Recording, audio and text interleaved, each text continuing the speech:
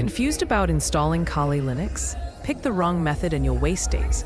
Pick the right one and you'll learn faster, safer, and with fewer surprises. If you want to use Kali without pain, start with a clear roadmap. This video walks you through 3 core installs: bare metal, a virtual machine, and WSL.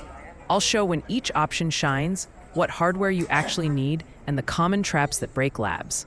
Expect quick, actionable checklists and a realistic learning path you can follow today, starting with what Kali actually is and why the install matters.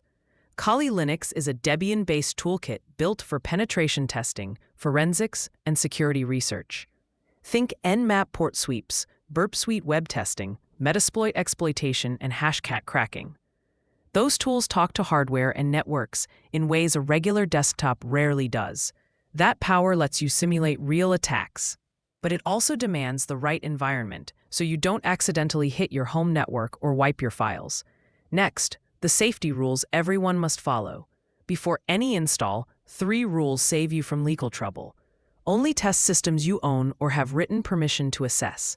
Isolate your lab from household devices, and document your work. Treat your lab like a locked testbed. If a scan or exploit touches a production router, you can end up in real trouble. Keep backups and verify downloads with checksums so your starting point is clean and reproducible. Now let's cut to the short answer most people need. Here's the short answer every beginner asks. Start with a virtual machine. Need full wireless attacks or GPU cracking? Go bare metal. Want fast Kali tools inside Windows? Use WSL. That's the one-line map, but each choice comes with trade-offs in performance, hardware access, and convenience. I'll unpack each option so you can choose the right path for your goals and hardware. First up, the most powerful install: bare metal. Bare metal means installing Kali directly on real hardware. You get full performance and direct access to Wi-Fi chits, GPUs, Bluetooth, and USB gadgets.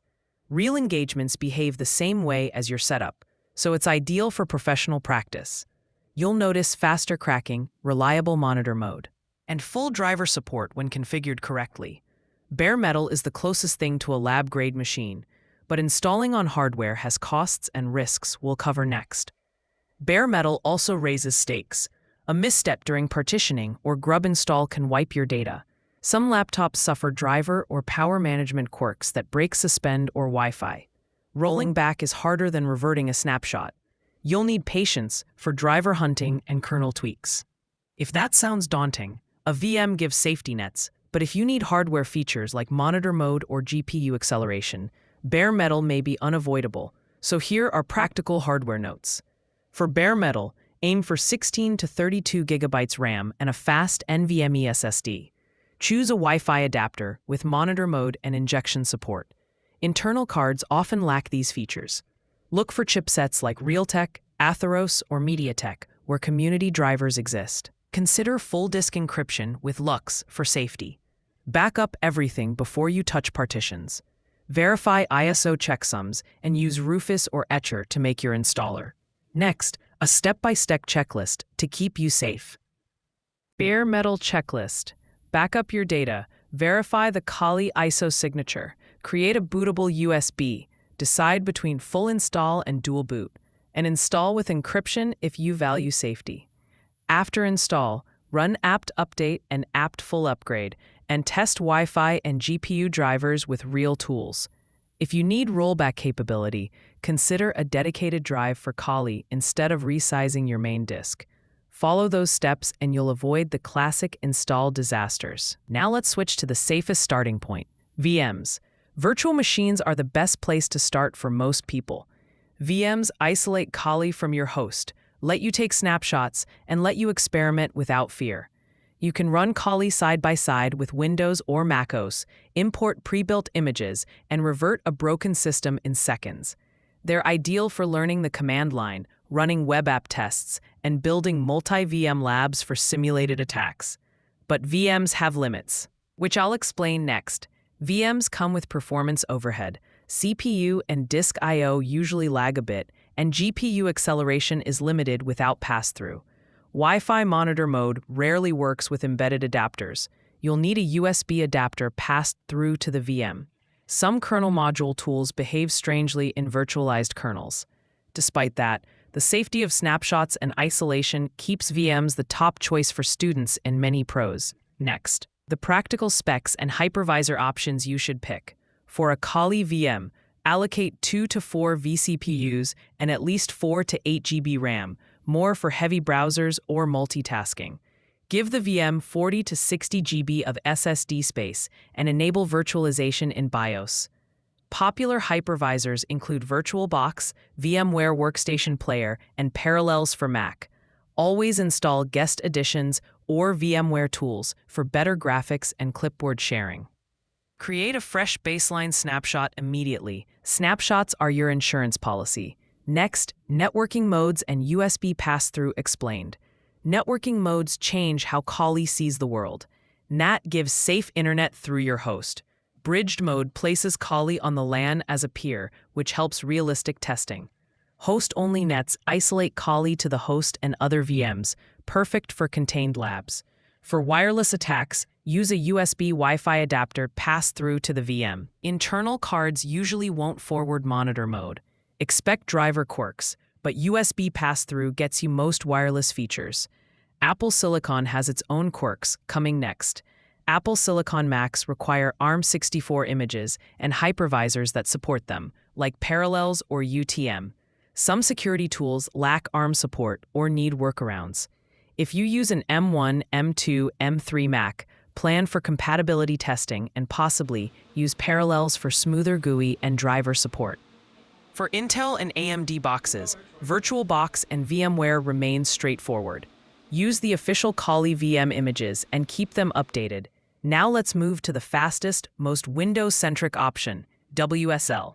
WSL 2 runs Kali inside Windows with minimal overhead.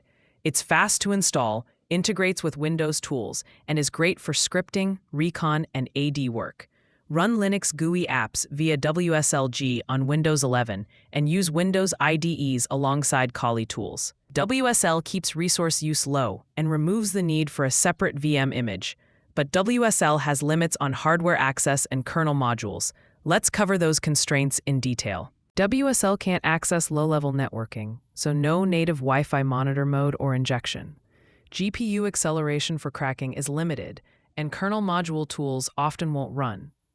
The WSL virtual network can change IPs across restarts, which complicates certain labs. Still, for many recon tasks and quick scripting, WSL is efficient and convenient. If you need full hardware control or kernel experiments, use a VM or bare metal. Next, I'll walk you through a practical WSL setup checklist. To set up Kali on WSL2, enable WSL in PowerShell with WSL-install. Install Kali from the Microsoft Store or official guide. Enable systemd if tools need it, and install Kali Linux default meta packages. Use WSLG for GUI apps on Windows 11. Work inside the Linux file system for speed, and be mindful of Windows Defender interactions. WSL is the fastest path to get tooling inside Windows, but remember those hardware limitations when you hit a roadblock. Next is a direct comparison so you can weigh trade-offs. Let's map performance, security, and convenience. Bare metal wins raw performance and hardware access but demands care. VNs balance convenience and isolation with modest overhead and snapshot safety.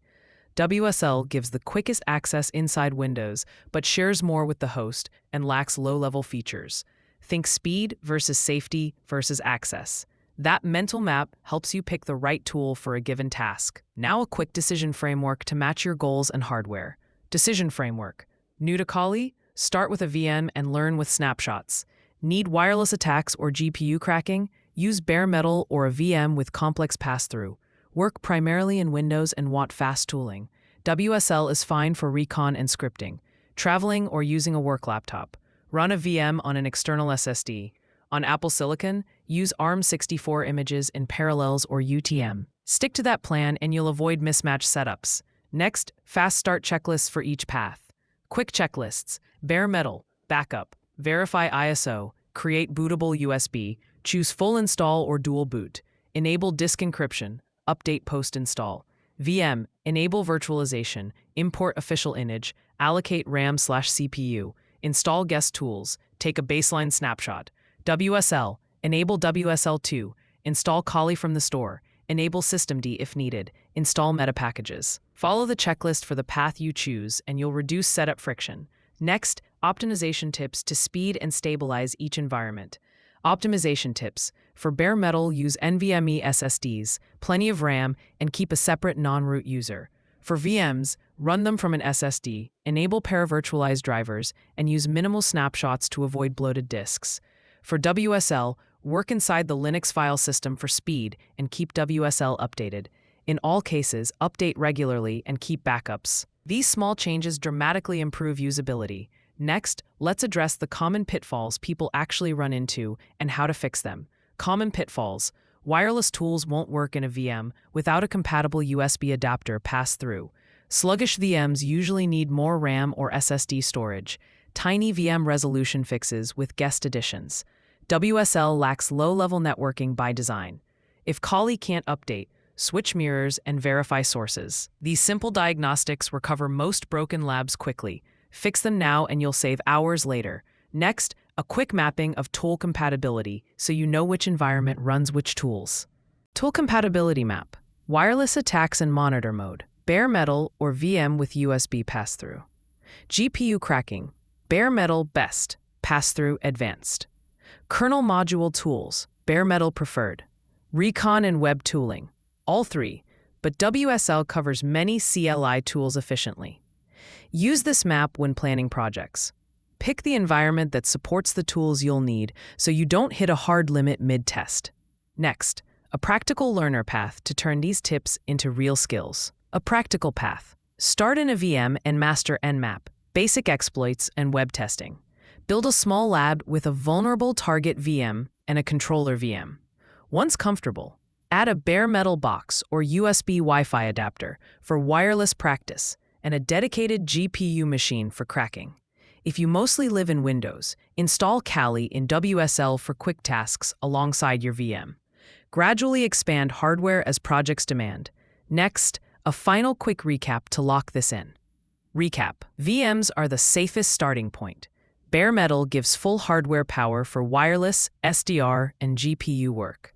WSL is the fastest way to use Kali tools inside Windows. Follow the checklists, verify downloads, isolate your lab, and document your tests. Use snapshots and backups so mistakes don't become disasters. Apply the decision framework to match goals with hardware, and you'll avoid wasted setups. Now, if you found this useful, here's a quick ask. If this helped you pick and install, like the video and subscribe for more hands-on Kali guides. Comment which setup you'll try and any hardware questions you want answered.